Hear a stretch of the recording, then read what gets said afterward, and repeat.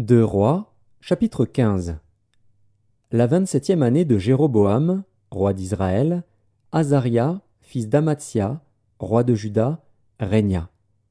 Il avait 16 ans lorsqu'il devint roi, et il régna 52 ans à Jérusalem. Sa mère s'appelait Jecolia, de Jérusalem. Il fit ce qui est droit aux yeux de l'Éternel, entièrement comme avait fait Amatsia, son père. Seulement, les hauts lieux ne disparurent point. Le peuple offrait encore des sacrifices et des parfums sur les hauts lieux. L'Éternel frappa le roi, qui fut lépreux jusqu'au jour de sa mort et demeura dans une maison écartée. Et Jotham, fils du roi, était à la tête de la maison et jugeait le peuple du pays. Le reste des actions d'Azaria et tout ce qu'il a fait, cela n'est-il pas écrit dans le livre des chroniques des rois de Juda? Azaria se coucha avec ses pères, et on l'enterra avec ses pères dans la ville de David. Et Jotham, son fils, régna à sa place. La 38e année d'Azaria, roi de Juda, Zacharie, fils de Jéroboam, régna sur Israël à Samarie. Il régna 6 mois. Il fit ce qui est mal aux yeux de l'Éternel, comme avaient fait ses pères. Il ne se détourna point des péchés de Jéroboam, fils de Nebat, qui avait fait pécher Israël. Shallum, fils de Jabesh, conspira contre lui, le frappa devant le peuple et le fit mourir, et il régna à sa place. Le reste des actions de Zacharie, cela est écrit dans le livre des chroniques des rois d'Israël.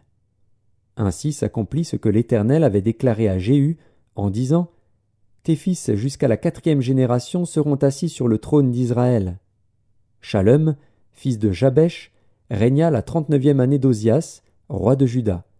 Il régna pendant 1 mois à Samarie.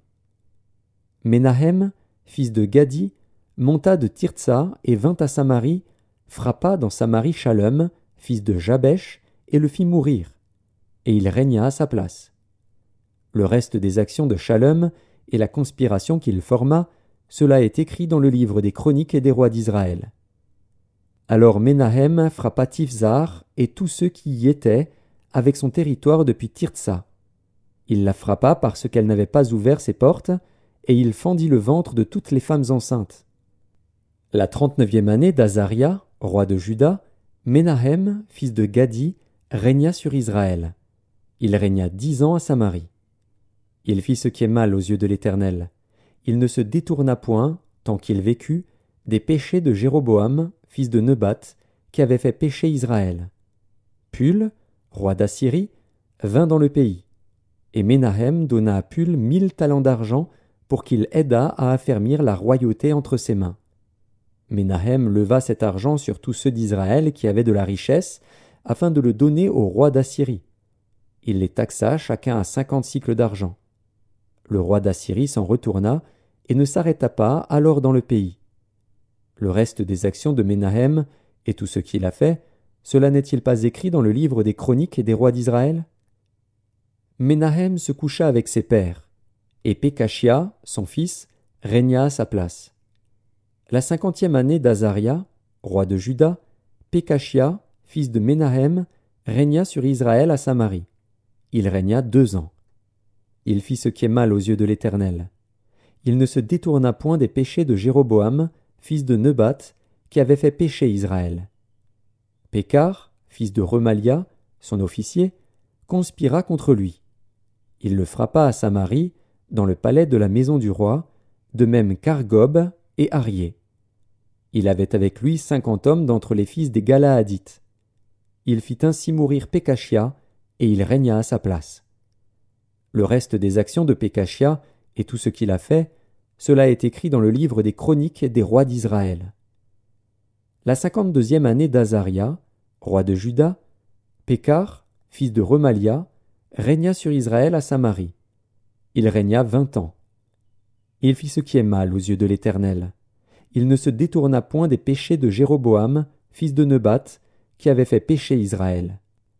Du temps de Pékar, roi d'Israël, Tiglath-Pileser, roi d'Assyrie, vint et prit Ijon, Abel-Beth-Maaka, Janoar, Kédesh, Hatzor, Galaad et la Galilée, tout le pays de Nephtali, et il emmena captifs les habitants en Assyrie.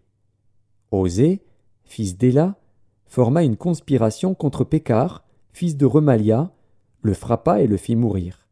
Et il régna à sa place, la 20e année de Jotham, fils d'Ozias. Le reste des actions de Pékar, et tout ce qu'il a fait, cela est écrit dans le livre des Chroniques des rois d'Israël. La seconde année de Pékar, fils de Remalia, roi d'Israël, Jotham, fils d'Ozias, roi de Juda, régna. Il avait 25 ans lorsqu'il devint roi, et il régna 16 ans à Jérusalem. Sa mère s'appelait Jérusha, fille de Tsadok.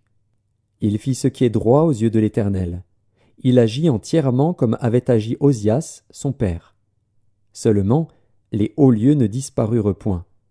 Le peuple offrait encore des sacrifices et des parfums sur les hauts lieux. Jotham bâtit la porte supérieure de la maison de l'Éternel.